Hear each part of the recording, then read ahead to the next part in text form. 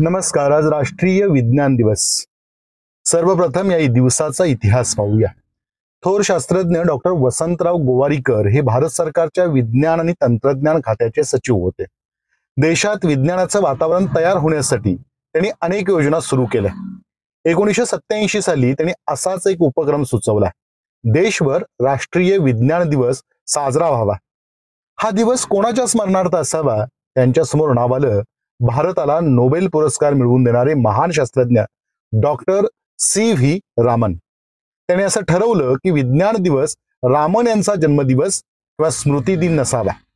Doctor सी.व्ही. Raman यांचा Raman effect याबाबतचा प्रयोग यशस्वी झालेला तो दिवस हवा. 28 फेब्रुवारी 1928 याच दिवशी त्यांनी रामन इफेक्ट विषयाचा शोध निबंध जगप्रसिद्ध नेचर या नियतकालिकाला पाठवला.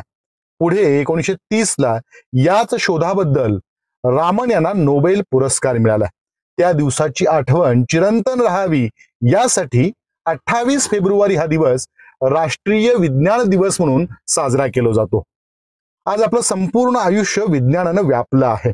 वैज्ञानिक प्रगतीमुळे माणसाचं जीवन सुसह्य झालंय. विज्ञानातील नवनव्या शोधामुळे माणसाच्या श्रमाची वेळेची बचत झाली. त्याच्या आयुष्यात अनेक सुखसोयी निर्माण झाल्यात.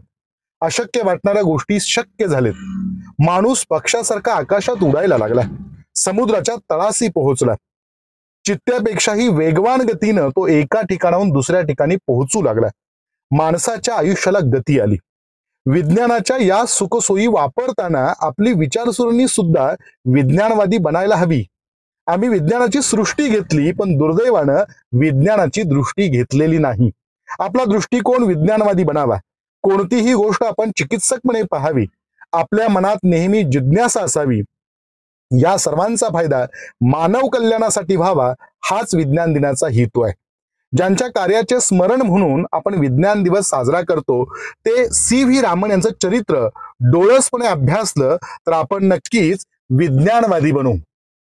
चंद्रशेखर वेंकटराव रामन यांचा जन्म 7 नोव्हेंबर 1888 या दिवशी तामिळनाडू राज्यातील त्रिचन्नापल्ली जवळच्या अय्यनपेत्ती येथे झाला. वडिलांचं नाव आर. चंद्रशेखर अय्यर आणि आईचं नाव पार्वती अम्मल होतं. त्यांच्या वडिलांचं इंग्रजी, विज्ञान आणि गणित विषयावर प्रभुत्व होतं. ते गणित आणि विज्ञानाचे प्राध्यापक होते. पगार फारसा मिळत नसल्यामुळं घरची परिस्थिती बेताची होती. धनानं गरीब असले तरी ज्ञानानं श्रीमंत असणारा हा परिवार होता. रामन सुद्धा शिक्षणात अत्यंत हुशार होते. त्याने एकदा एका वर्षात 2 इयत्तांचा अभ्यास करून दोन्ही इयत्तांची परीक्षा एकदम दिल्यामुळं वयाच्या 12व्या वर्षीच मॅट्रिक उत्तीर्ण झाले. त्यांना विज्ञान, गणित आणि संगीत हे विषय खूप आवडायचे. ते व्हायोलिन उत्तम वाजवायचे. त्यांना अवांतर वाचनाची प्रचंड आवड होती. एकदा वाचायला बसले की खाण्यापिण्याची सुद्धा शुद्ध राहायची नाही. फक्त वाचनासाठी ते वाचन करत नव्हते. वाचलेल्या प्रत्येक शब्दाचा अर्थ कळला पाहिजे अशी त्यांची भूमिका असे. वाचलेलं सगळं ते लक्षात ठेवायचे. त्यांना विज्ञानविषयक पुस्तकं वाचायला आवडायचे. टिंडॉल आणि फॅरेडे यांच्या विज्ञानावरील पुस्तकांचे त्यांनी पारायण केलं होतं. इंटरसाठी हिंदू कॉलेजमध्ये प्रवेश घेतल्यावर वाचनाला आणखी बळ मिळालं. इंटर नंतर मद्रास मधल्या नामांकित प्रेसिडेन्सी कॉलेजमध्ये BA साठी प्रवेश घेतला. कमरेभोवती मद्रासी पद्धतीनं गुंडाळलेली लुंगीवजा धोती, डोक्यावर टोपी, पाया चपला नाहीत अशा स्थितीत ते कॉलेजला जायचे. एकदा कॉलेजमधील प्राध्यापकांनी तू चुकून इथे कॉलेजला आलायस काय असा खोचक प्रश्न विचारून टिंगल केली होती. त्यानंतर वर्गातली मुलं सुद्धा टिंगल करून हसायची. पण रामन यांनी कधीच या गोष्टीकडे लक्ष दिलं नाही.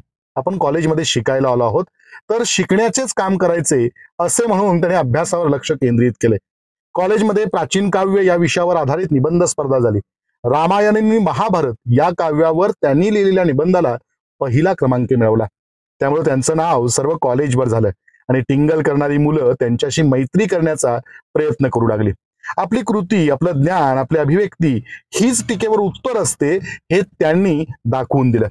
आपण निसर्गाचा अभ्यास करावा, त्यात संशोधन करावं आणि सगळ्या मानवजातीच्या हिताचं काहीतरी करावं हा हेतू ठेवून ते अभ्यास करू लागले.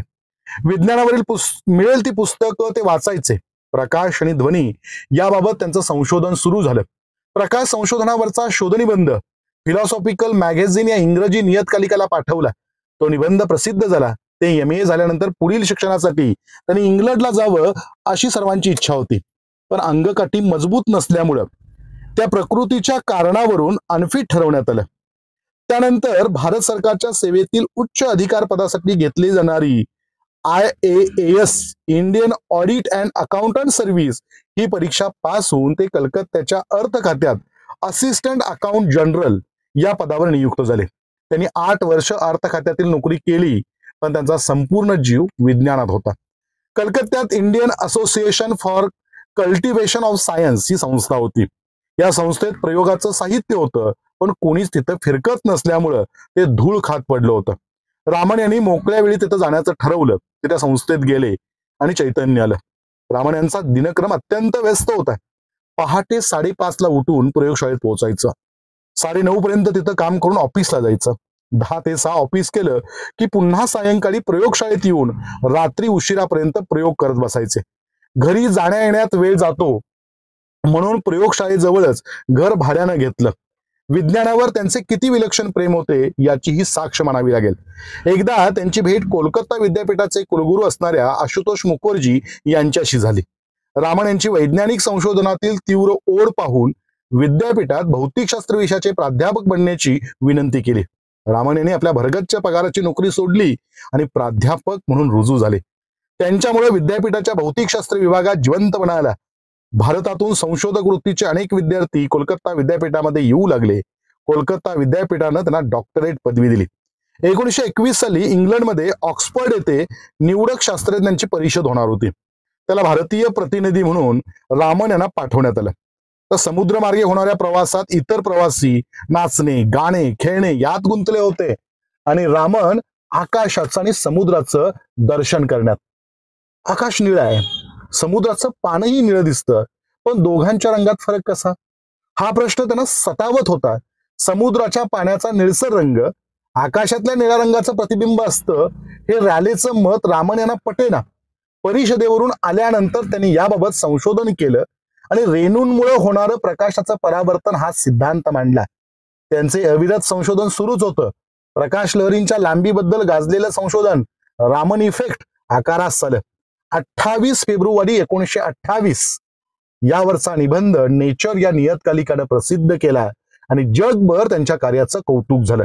त्यांच्या याच संशोधनाबद्दल जगातला प्रतिष्ठेचा नोबेल पुरस्कार 1930 साली त्यांना मिळाला आणि भारताचा गौरव झाला. वैज्ञानिक क्षेत्रातील नोबेल मिळवणारे डॉक्टर CV रमन हे पहिले भारतीय नागरिक.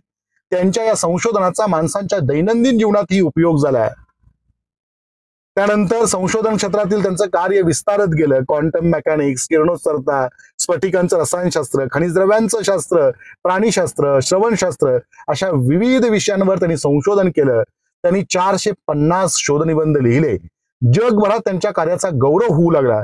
भारत सरकारनं 1954 साली त्यांना भारतरत्न पुरस्कारानं सन्मानित केलं. रशियानं लेनिन पारितोषिक दिलं. अशा या महान वैज्ञानिकाचा मृत्यू 21 नोव्हेंबर 1970 रोजी झाला.